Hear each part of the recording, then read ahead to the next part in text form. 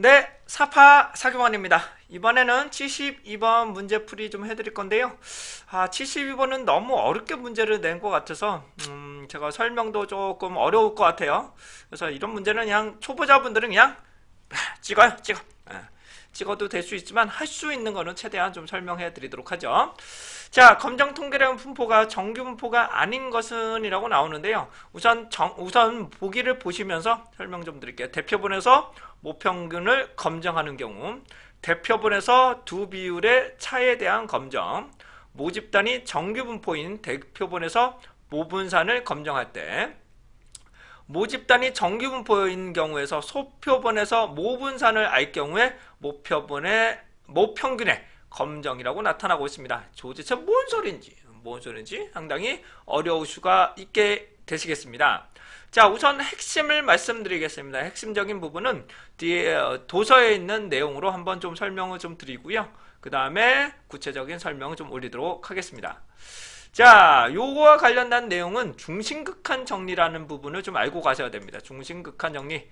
자, 중심극한 정리라는 것은 CLT라고 하는데요.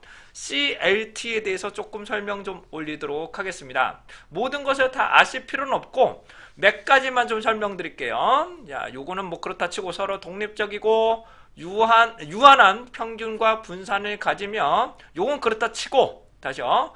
왜냐하면 유한한 평균을 가지지 않는다면, 평균과 분산을 가지지 않는다면 얘가 변화가 된다는 거죠. 많은 변화가 되기 때문에 모집단을 추정하기가 매우 어렵게 됩니다. 자, 한계가 어느 정도 있어야 된다는 뜻이고, 자, 표본수가 충분히 크다면, 다시 표본수가 충분히 크다면, 대략적으로 30개 이상이 된다면, 분포에 상관없이 평균이 뮤이고 분산이 아까 전에 나온 것은 뮤고 시그마 제곱이었잖아요. 이거를 n으로 나눠서 정규 분포로 수렴한다라고 이해를 하시면 되실 것 같아요. 자, 표준 편차는 누텐분의 시그마가 되겠죠. 자, 다시 한번 설명드립니다. 그 핵심만 말씀드립니다. 30개 이상이 된다면, 표본의 평균들은 모집단의 뮤하고 근사해지고, 분산은 시그마 제곱이에요. 모집단은 시그마 제곱이지만 표본은 n으로 한 번 더 나눠서 결과를 살펴보실 수 있다는 것입니다. 그래서 중심극한 정리에서는 중요한 것은 모분포에 대한 글꼴 혹은 꼴, 그러니까 형태가 그렇게 특별하지 않아도 된다는 뜻입니다. 그래서 결론적으로 모집단의 분포, 즉 비율이나 분산, 평균 등을 알고 있다면 표본의 분포는 정균포로 수렴을 하게 됩니다. 그 다음에 모집단의 분포를 알고 있다면 표본의 크기가 작더라도 정균포로 수렴이 가능합니다. 하지만 모집단의 분포를 모른다고 하더라도 표본의 크기가 증가된다면 정규분포에 수렴을 한다는 거죠. 다시 한번요. 모집단의 분포를 알고 있다면 표본의 크기가 작더라도 정규분포에 수렴한다는 것이고, 모집단의 분포를 모른다면 표본의 크기가 커야 정규분포로 수렴한다는 것입니다. 하지만 여기서 나오는 본산은 동질성에 판단하는 것으로서 분산의 동질성, 정규성을 검정하진 않습니다. 다시요. 분산의 동질성은 F테스트라는 것을 사용하기 때문에 해당하는 동질성 검정을 하는 것이 분산의 정규성을 분정하는 것은 아닙니다.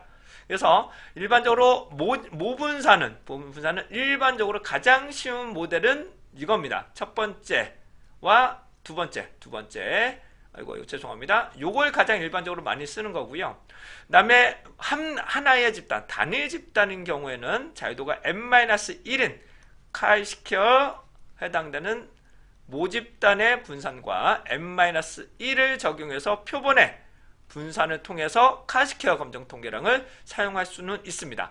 다시 단일 집단의 모집단의 분산은 요 카이 제곱 분포를 따르는 것이고, 두 개의 모집단의 분산은 해당되는 2에서 1을 나누는 요 값을 살펴보게 됩니다.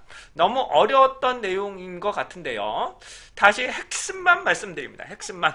자, 해당되는 정규분포, 정규성에 대해서 이걸 보시게 되면 정규분포에 대한 검정입니다. 우선 핵심을 말씀드리면, 우선은 모집단의 성향을 알고 있다면, 모집단의 분포를 알고 있다면 표본의 크기에 상관없이 정규 분포를 따르게 됩니다. 하지만 모집단의 성향을 모른다면 표본의 크기가 무조건 커야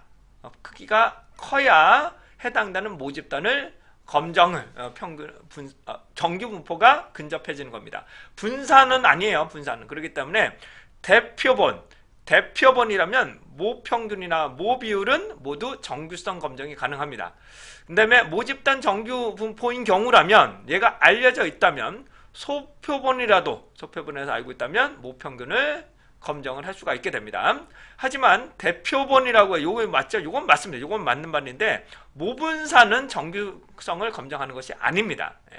요 정도로 이해하시면 여러분들이 검정 통계란 분포를 이해하실 수 있을 것으로 보여집니다. 좀 어렵죠? 어렵는데, 그러니까 표본의 크기가 커야 된다는 뜻이야. 결론적으로 표본의 크기가 크면 상관없이 모집단을 추정할 수 있는 것이고, 해당되는 모집단 성향을 알고 있다면 소표본에서도 추정이 가능하다. 하지만 평균과 그러니까 분산을 검정하는 건 아니에요. 모평균의 검정 혹은 모비율의 차에 대한 검정은 실시할 수가 있게 되겠습니다. 자, 이상으로 조금 어려웠지만 72번 풀어봐 드렸습니다. 정 안 되시는 분들이 있다면 크기와 관련해서 살펴보시기 바랍니다. 작다면 모집단의 성향을 알고 있어야 된다는 뜻입니다. 그렇게 이해하시면 되시겠습니다. 네, 수고하셨습니다.